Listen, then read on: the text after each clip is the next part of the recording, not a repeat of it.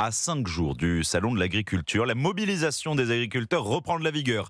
Les tracteurs sont arrivés, ça y est, sur le Vieux-Port, déterminés à se faire entendre et surtout à maintenir la pression sur le gouvernement. Baptiste Morin, ils attendent toujours la traduction des promesses du gouvernement en actes. Exactement. Alors en 3 semaines, des mesures ont été actées. La Commission européenne a par exemple adopté la dérogation sur la règle des 4% de terres en jachère.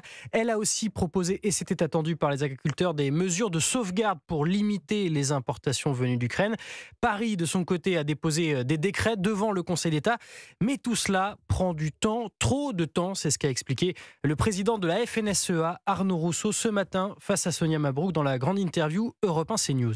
Sur la mesure élevage, par exemple, qui concerne les bovins, sur le fiscal et le social, on nous explique que ce sera une mise en œuvre en 2025. Il n'en est pas question. C'est 2024 sur la résultat 2023. C'est l'engagement du Premier ministre. Donc ça, maintenant, il faut que ça se mette en place. L'exécutif semble conscient qu'il doit accélérer.